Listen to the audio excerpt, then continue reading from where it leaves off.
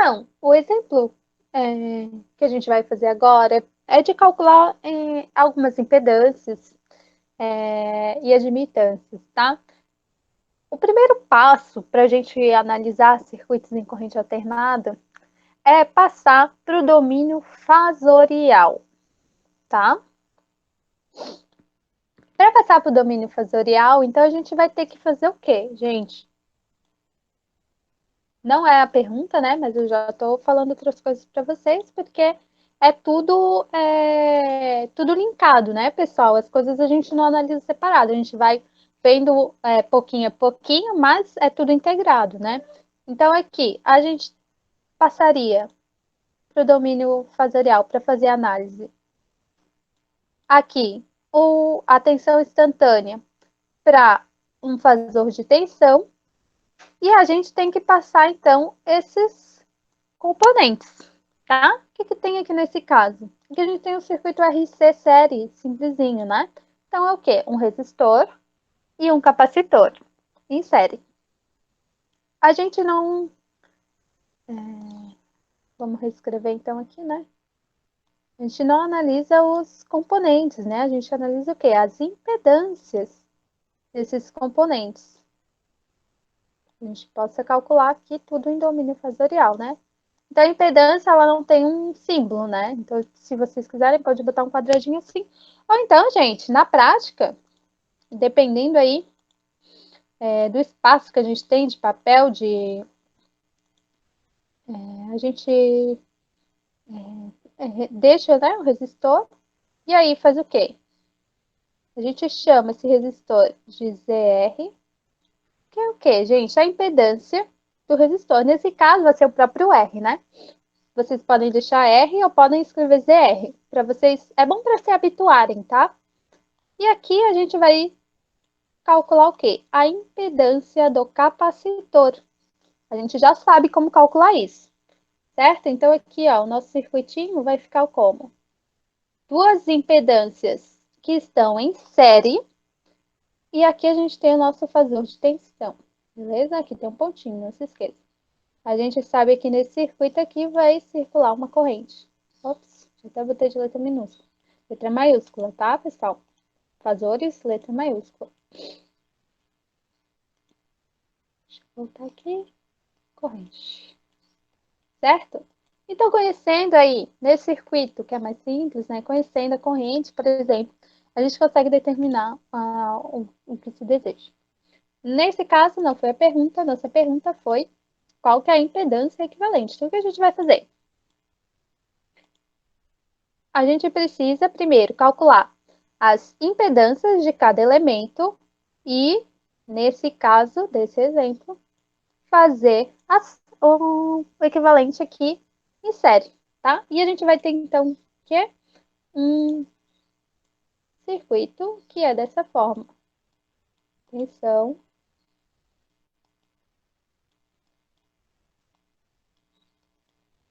impedância equivalente. E foi isso que a pergunta pediu, tá, gente? Impedância equivalente. Então, eu vou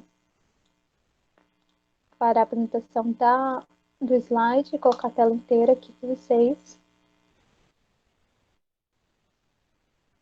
Se ele deixar. Oi. Beleza, foi. Tá aparecendo aí para vocês. Pra gente ter mais espaço aqui, tá? Desculpem aí minha letra, tá, pessoal? Que aqui fazendo tudo com mouse. Mas aqui a gente tem uma telinha um pouco maior e consegue trabalhar melhor. Então, eu falei para vocês que nós precisamos calcular as impedâncias de cada elemento. Vamos pegar aqui um azul, por exemplo. No resistor, aquele que a gente chamou de ZR, o resistor é a própria resistência, ok? Lembrem, tensão e corrente no resistor estão em fase, então a impedância aqui é a própria resistência. E o ZC? O ZC a gente viu que é 1 sobre J ômega C, beleza? Então, o que eu preciso ter?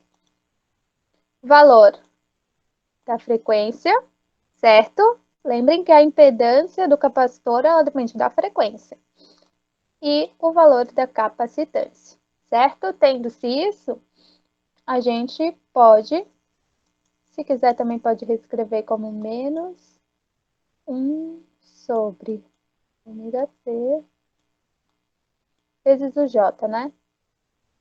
Então, deixa eu parar aqui. Vou botar o J direto.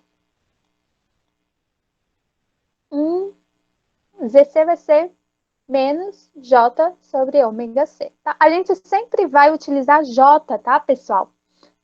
Para denominar os números complexos. A gente não vai utilizar I. Vocês aprenderam números complexos, eu também aprendi no ensino médio, como o I, né? O I sendo a raiz do menos 1, né? A gente não utiliza em circuito I, porque I a gente já sabe que I é corrente, tá, gente? Então, a corrente, às vezes a gente vai escrever assim, com a letra minúscula, só o I, sem o Tzinho, né? Então, para não confundir o I do número complexo que a gente aprendeu no ensino médio, a gente, em circuitos elétricos, utiliza J, tá? Pessoal, um J minúsculo. Então, tá. Como é que ficaria? Vou deixar assim como variável mesmo, tá? A gente já vai colocar alguns valores. Mas então, como que ficaria a impedância equivalente, gente? Nesse caso, elas estão em série, como a gente falou, então é o ZR mais o ZC, tá? O que é o ZR? R. O que é o ZC? Menos J ômega C. Ah, professora, precisa transformar para impedância? Precisa, pessoal. A gente só consegue somar as impedâncias. Porque aqui, gente, resistor é ohms. Capacitor é farad. Como que eu vou somar isso aqui? Não existe? Tá, gente? ZR é ohms. ZC é ohms também, tá, pessoal? Então, a gente tem que transformar para fasor, ou seja, calcular a impedância para depois fazer o equivalente. Beleza, gente? Então, a impedância equivalente desse caso aqui, desse circuito RC série, é R menos J sobre ômega C. 1 sobre ômega C é um número, né? A gente viu. Deixa eu colocar aqui. Foi. Aí, o que eu quero? Que vocês façam agora comigo. Quero que vocês coloquem aí valores.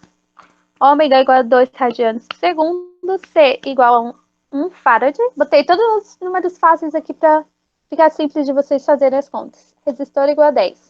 O que apareceu aí para mim, gente? Apareceu, na maioria dos casos, 10 menos... Aí aqui fica,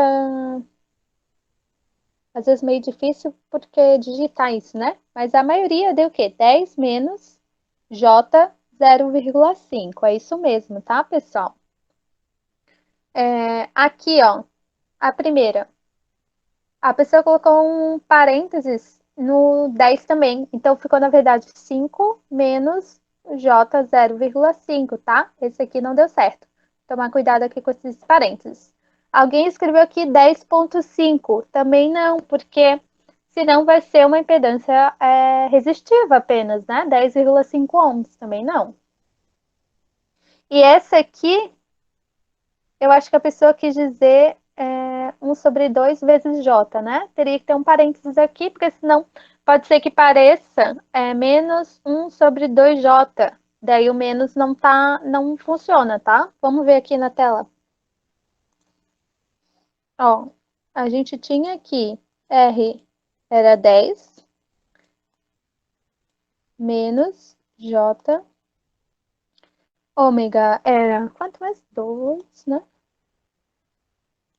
E o C era 1 farad. Então, ficou 10 menos 1 sobre 2, né? J geralmente a gente coloca na frente. J 1 sobre 2 ou J 0,5, tanto faz, tá, pessoal? Não se esqueçam da unidade. Ali não precisava colocar mesmo, porque não tem como colocar, né? Mas quando vocês estiverem escrevendo no papel, sempre escrevam unidade. Beleza, pessoal? Essa foi a primeira pergunta, né? Acho que foi tranquilo. Se a pessoa tivesse mantido o J aqui embaixo, ó, seria o quê? 10 mais 1 sobre 2J. Mas, pessoal, a gente não deixa o J no denominador, tá? A gente sempre passa o J para o numerador. Não é comum, assim, não, a gente não deixa, tá, pessoal? Então, em geral, a gente passa o J para cima. Por quê?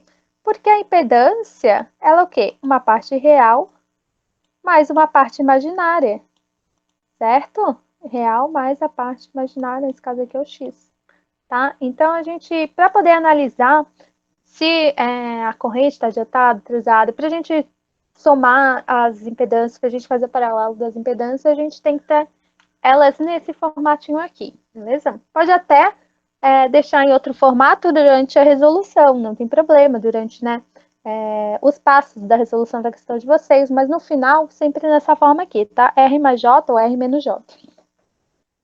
Beleza? A segunda pergunta foi essa aqui. Aí eu perguntei para vocês, dado esse valor de impedância, a corrente, como que ela tá? Adiantada da tensão, faz com a tensão, ou atrasada da tensão? Pessoal, ela tá aqui, a maioria respondeu adiantada da tensão. É isso mesmo, tá? Como que a gente vê? A gente volta aqui, ó. Eu falei para vocês que se a gente tem uma reatância, ou seja, uma parte que multiplica aqui o J, né, a parte imaginária, maior do que zero, a gente tem uma característica indutiva. E se for menor do que zero, a gente tem uma característica capacitiva. Faz sentido, né, pessoal? Olha só, a gente tem um capacitor aqui. Então, faz sentido ter dado um valor com J negativo. Fiquem atentos a isso também, isso é uma dica. Se tem um indutor, claro que aí pode ter indutor e capacitor juntos, né? O que tiver valor maior de impedância vai sobressair, né? Mas aí aqui a gente está falando da resistência equivalente, é isso mesmo. Então tem uma parte resistiva e uma parte capacitiva, tá? Que é menos J. No capacitor, lembra que a gente viu? A corrente está adiantada da tensão. Então, sim, a corrente ela tem uma capacidade, uma característica capacitiva, ou seja, de estar adiantada em relação à tensão. É isso mesmo. Beleza, pessoal? Ela não está em fase com a tensão porque possui esse capacitor aqui, ok? Esse capacitor, ele possui uma parte imaginária aqui, então a gente tem que considerar na impedância equivalente, tá? Lembrem que eu falei para vocês, tinha um emulador aqui da calculadora? Vocês podem utilizar também para fazer essa análise, olha só. Se a gente colocar aqui, eu falei que eu ia passar para vocês e acabei esquecendo, né? Depois eu vou passar o link de onde eu baixei. Na verdade, eu tenho que recuperar onde que eu baixei, já não me lembro. Mas eu recupero e passo lá para vocês. Então, a gente pode, pessoal, utilizando essa calculadora aqui, botar, olha só, 10 foi a nossa parte resistiva ali. Vamos botar uma virgulinha, que é esse shift nesse ponto aqui que está aqui escrito a virgulinha. Não sei se vocês enxergam bem aí, mas vamos botar aqui, então, a parte que multiplica o J, que é menos 0,5. Beleza? Eu já configurei aqui a calculadora no Mode, para que o meu resultado ele esteja aqui, ó, na forma retangular. Na retangular, fica esse R ângulozinho Z, tá? E em graus também. Então, olha só, coloquei 10 menos J 0,5 ohms, e ele me deu que é uma parte polar, vamos reescrever aqui. Ele sai. 10,012 com ângulo de menos 2,86 graus. Então, gente, é 10,12 com ângulo, deixa eu pôr ali, 2 menos 2,86. 86 graus. Ohms. Poderia calcular na mão também, né? Calculo o módulo, calculo o ângulo, a gente sabe o jeito de calcular ali, né, através das relações trigonométricas, mas deu o quê, gente? 10,12 com ângulo menos 86 graus. Então, gente, reparem que, além do sinal positivo ou negativo aqui do J, a gente também pode analisar com relação ao ângulo, tá? Se o ângulo der negativo da minha impedância, a gente sabe que o circuito equivalente total possui uma característica capacitiva. Se esse ângulo der maior do que zero, se ele der maior que zero, a gente vai ter uma característica indutiva na nossa impedância equivalente. Tá, pessoal? Então, dessa questão era isso. Deu para a gente ver bastante coisa, né? Circuitinho bem simplesinho. Deixa eu ver aqui o que falaram.